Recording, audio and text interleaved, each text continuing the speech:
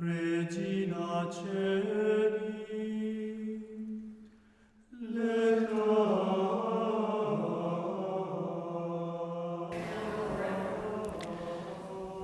The meditation that we're about to look at tonight bears the title, The Redeeming Cross.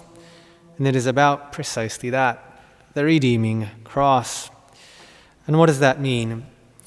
Our Blessed Mother tells us, she says to us, "My child, listen and try to understand.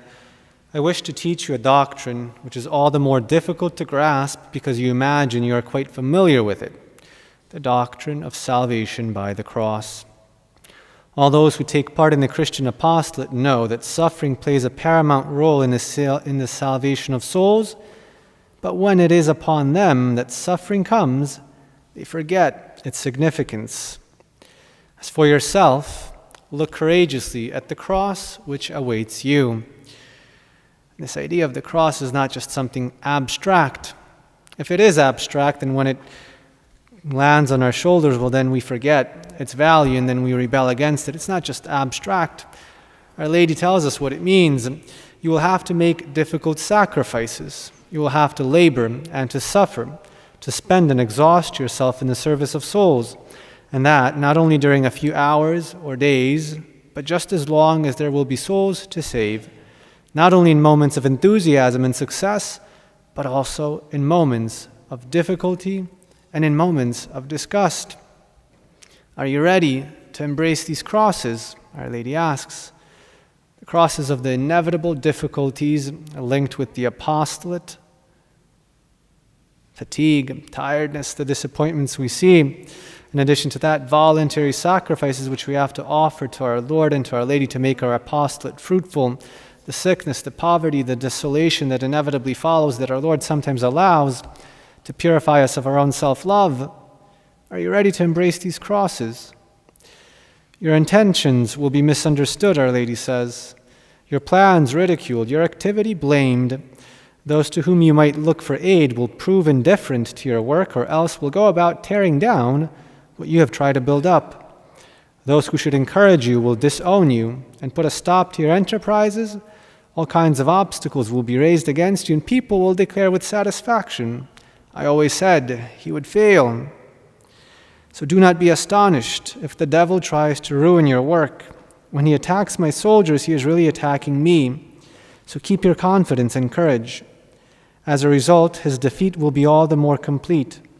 I have crushed his head and I will continue to crush it forever. But remember that suffering has no redemptive power of itself, but only when united with the sufferings of Jesus. The same law holds for your sufferings as for your person. Alone, you're only a weak sinner. United to Jesus, you participate in his divine nature. So also suffering by itself remains unfruitful. But once it is united to the sufferings of Jesus, it participates in their divine efficacy.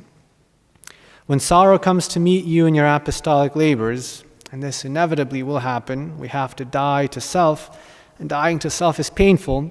When suffering comes to you in your apostolic labors, come and press closer to me. Together we shall climb up to Calvary. There, close to the cross of the Redeemer, you will understand the infinite value of that suffering which puzzled and crushed you previously. In the shadow of the cross, even the suffering caused by those who are malicious, by all those who try to put obstacles on your path, all those sufferings will become sweet to you. In it you will consider not those who cause it, but Jesus and your Mother Mary, who thus invite you to participate in their redeeming mission. In it you will consider the souls which this redeeming mission will enable you to save.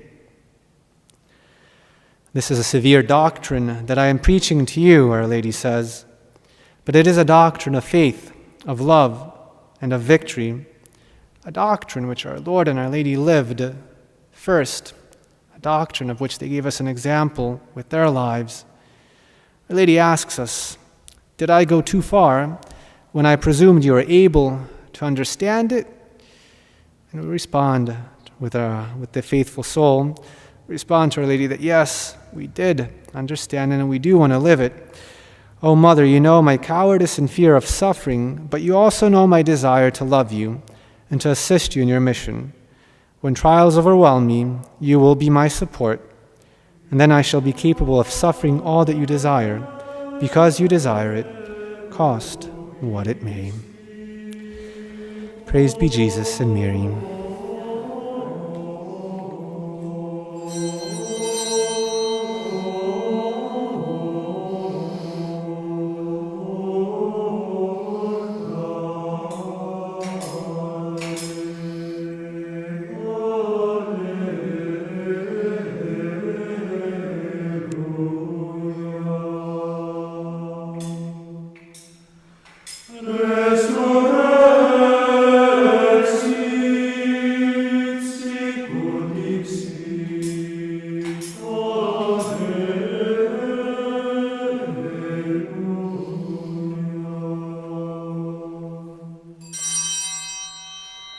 Oh